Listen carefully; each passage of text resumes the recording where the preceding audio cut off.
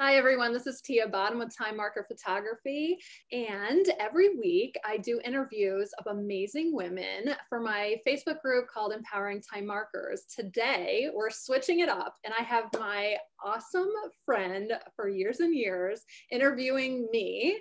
Her name is Nicky, and she is a team coordinator for Norwex. She has 5 miracle babes, and I've known her since high school, right? But as the years went by through Facebook, we've gotten really close, and I just love you. I don't know how my life would be without you. You inspire me every day. So thank you for doing this, and welcome.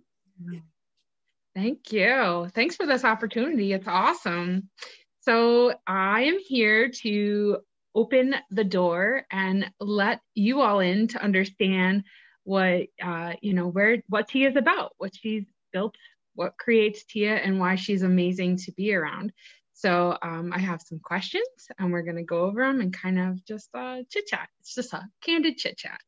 So the first thing I'd like to say is that, through our friendship, I am given this immense comfort in your presence, and that is not in a physical presence. That's actually all via the web and anything we have, Facebook or Marco Polo. Just the ability to talk to you is so freeing, and you just give that feeling of comfort and friendship and being unbiased. And I know that I personally can come to you with anything, and I believe my perspective of that personality is from going through a lot of experiences through life. So why don't we start there and just kind of explaining why you're that easy person to be able to talk to? Okay, so growing up, I was in a single mom home, and we moved around a lot. I grew up on welfare, and she was an alcoholic and was kind of unstable mentally a lot of the time, most of the time growing up, minus a couple years in there that I got to see her true self. And when I got to see the amazing woman that she was, and she has since passed, but I saw me in her finally, and that I was completely beautiful just the way I am. And so seeing her be a real human and not just judged at like the choices that she had made was monumental to me. And she taught me valuable lessons of non-judgment, and that just because you see something on the outside doesn't mean that that's what's going on behind closed doors. We saw a lot of abuse around us in the same neighborhood, and I would look around and think, oh my gosh, that's awful. But I was so lucky that I had a mom that could comfort me and tell me she loved me and hold me. And there are people that look like they have everything and they don't have that. And that was really eye-opening. Like as you grow up and you go to college or go out into the real world and you talk to people that you think that you put on a pedestal of they have the perfect life, and you find out that it was very unfulfilling, and it just changed my viewpoint on people. So I don't judge people on how they look. I judge them on who they are, not what they are. Amazing.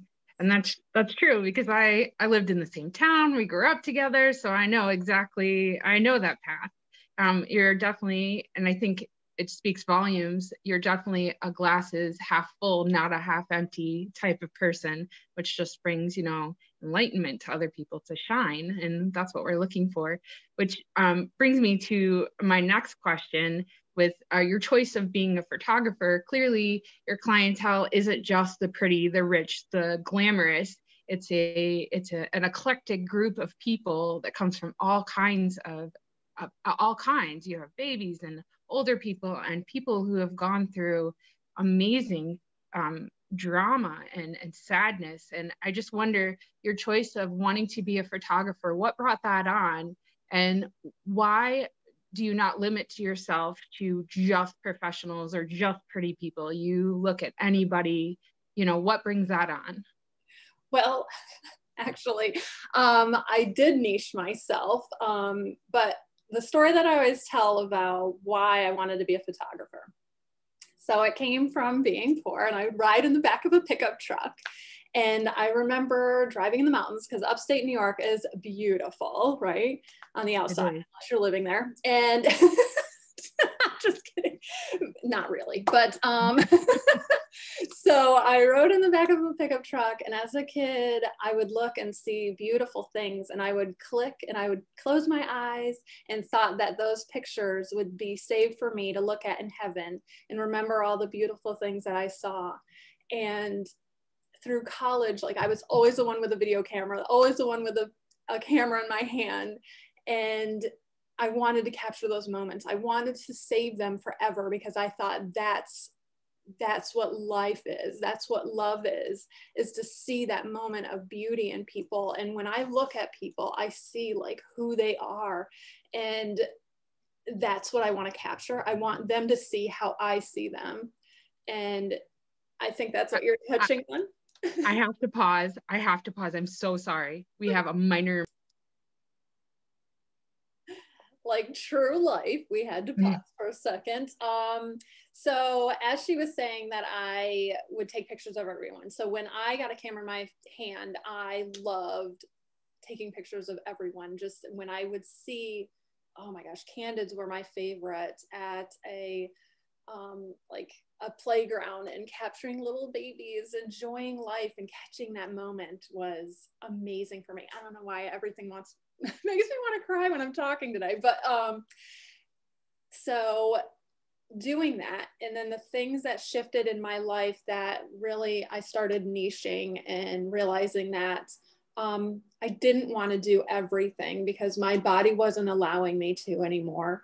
1 and 2. So I don't do families anymore. I don't do children. Not that I don't love them, but to me it's a lot of work.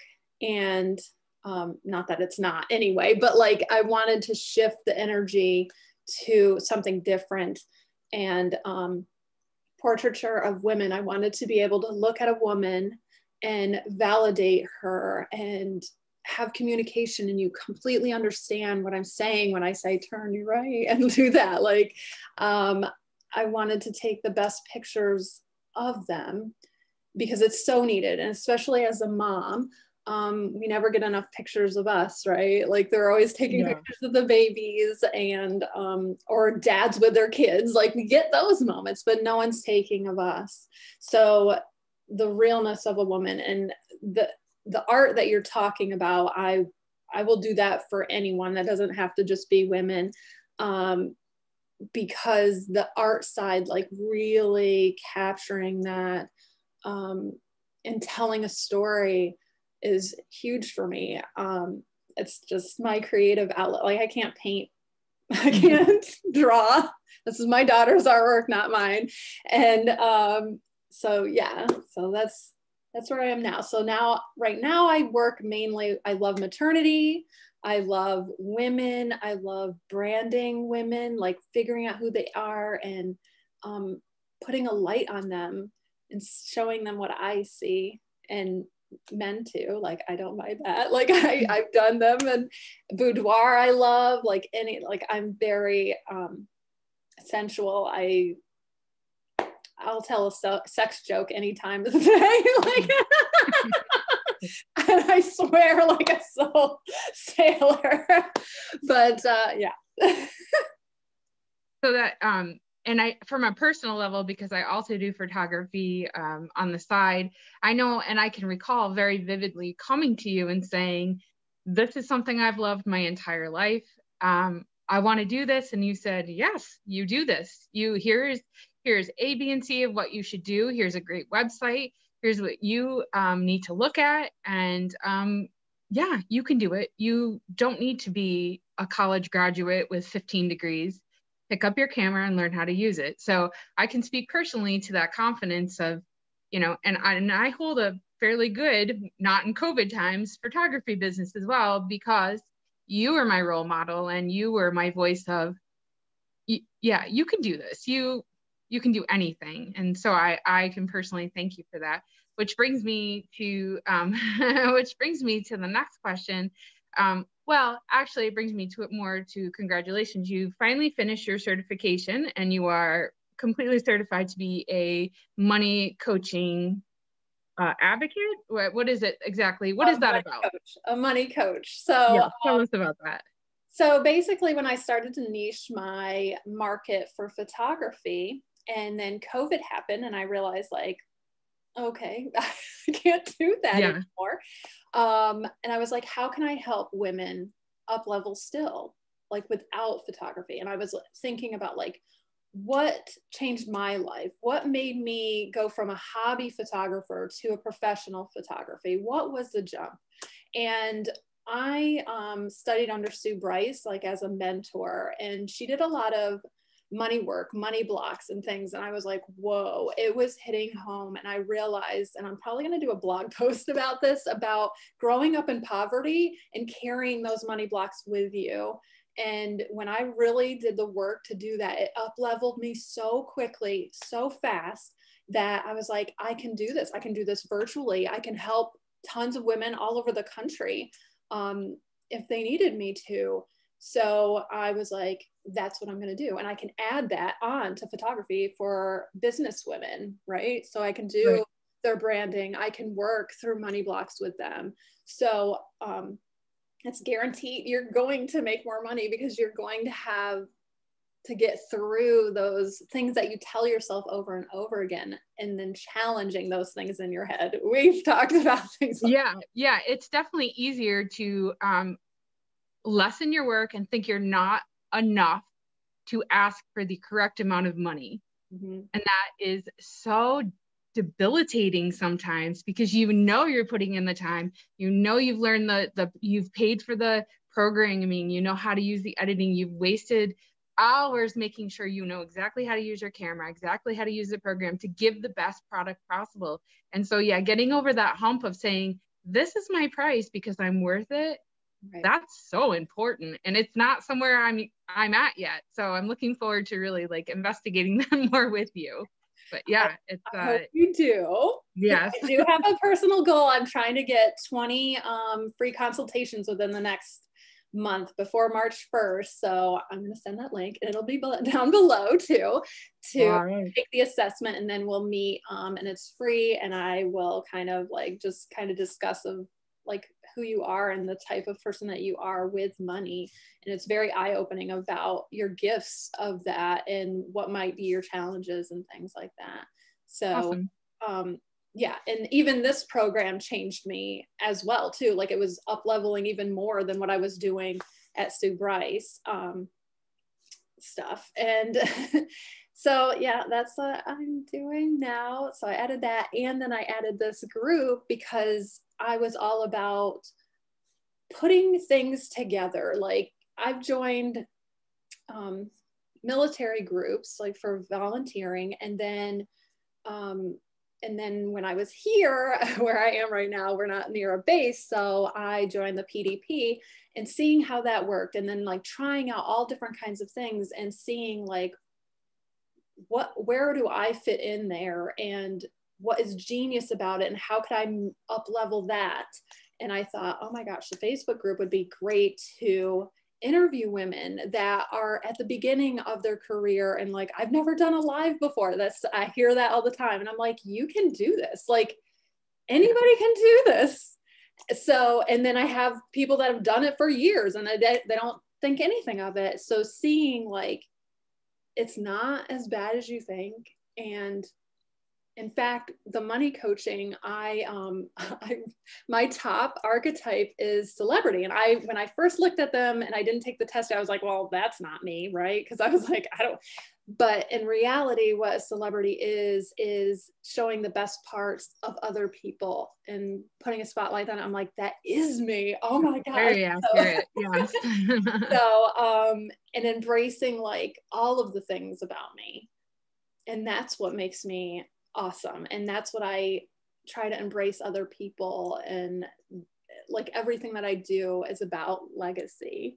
So I'm redoing my website, and it's going to be TimeMarker Legacy Living, because everything that we're doing is leaving an impact. So they're going to be short-lived or long-lived.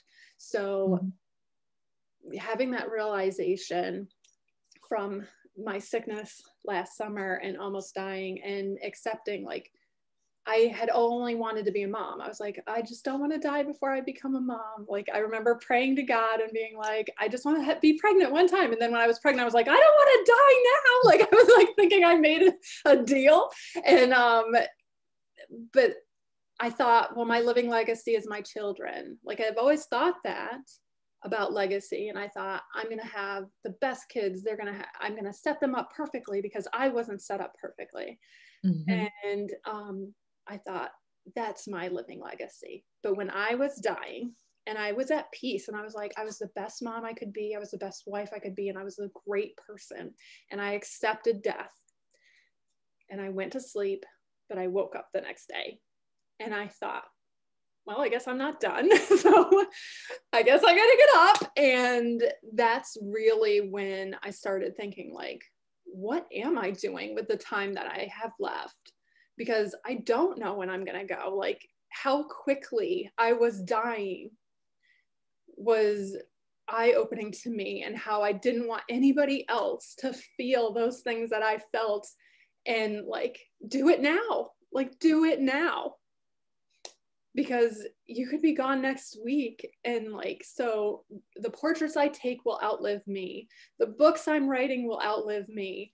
My money coaching will teach women how to make more money that will outlive them for their children. And you being that model for your children will show them how to be that living legacy and to leave a name for yourself. Right. So that's what I'm about. That's awesome. And part of your personality is to roll with the punches. And so as a military wife, if that's not a known factor, it should be now. I love that the beauty of Facebook is that I get to kind of travel with you. You know, I live vicariously through you because I am a stay-at-home mom. I don't do or see or have the opportunity to do much. And so I live vicariously through you. But what I love the most is that you don't go to the new place and become a wallflower. That's not your jam. Like, you go in and you're like, here I am, bitches, you know? And I love that, because a lot of women aren't like that. We stay in the back, we survey the situation, and then some of us step foot in and get involved, and you don't even give that a hop, skip, and a jump. You go right in there and you jump in the water. And so you've been honored by several different committees for, you know, leading women in the military, for being support for other military wives, which brings me to maybe the last question, or at least another question that I had, and that was, through your 40 some years of life, who is the one person or one phrase or one book or one entity that has really molded your perspective of how you lead your life now? Oh, Jesus. This was not a question we reviewed. I told her I would ad lib and she would just have to roll with it. So I'm doing what I want. I do what I want. Yes, do it. So this one is particularly hard for me because I never pick favorites on anything. And the first thing that came to my head was when you said person, it would be my mom on many different layers, even posthumously. Is that the word? And then the book that had a profound effect on me was Mel Robbins' 5-second rule. And so those two, and then a phrase is, I always come back to, be the change you want to see in the world. That's the ones that stick out first. So I guess that would be it. So if I may, the phrase that changed my life 10 years ago was something that I sent to you. I was having a particularly rough day. And I know we've talked about this a couple times, and I have a photographic memory, so I never forget anything. But I can tell you on a personal level that I suffer with post-traumatic stress disorder and postpartum. And I personally go to Tia for a gamut of issues. Sometimes it's just because I want to just complain. But 10 years ago, I was really struggling, and it was a weight issue. It was a female issue. It was just everything about me. I did not love me. And you saw a picture of my little girl and you said, she's so beautiful. And you know how beautiful you are by the look of your own child. Yeah. And my whole life, it was the most bizarre thing. My eyes just opened up and I realized that I was worthy. I was beautiful. And it wasn't a book. It wasn't anything more than that. It was a Facebook comment that changed my life to realizing that I was fine. I was fine and I was worthy and I'm important. And I love that you instill that in me as a woman and multiple people, not just women, but in men. So I just wanted to put I'm so glad that I made that comment. And can I tell you the story of that comment? Please. So I was told my whole life that I was ugly, like in school, that I was too skinny, that like everything was wrong with me. And so I thought that I had to be like with the most popular guy, the most beautiful guy, and that would show that there was some kind of worth to me. And the first time that I saw my daughter, I was like, oh my God, she is the most beautiful thing I've ever seen in my life. And she's me. She is me. I did that. That's right. I did that. Yeah. And like, if I wasn't awake, I don't know if I would have believed that she was mine because she was so beautiful. And so when I see other people's babies and I see how beautiful they are, and I was like, moms need to like a reminder sometimes. Yes. That when I look at your babies, I see you. I see your face all the time. And I know how much we adore our own babies and we think they are the most gorgeous things in the world. And except my son, like he wasn't cute when he was born, but like he turned cute. But like he's very handsome. He is very handsome. And and he looks so much like me. It's freaking weird. And he's beautiful. My daughter is beautiful and your kids are beautiful. And I think, oh my gosh, that's how I see people, like the beauty. That is Tia. That is Tia. So I'm glad that I had that. I'm glad that I made that comment because it was well deserved. And your kids do look just like you and they are beautiful. Like I love your little cherub babies. Like thank you. Thank you for sharing that and making a tear come out.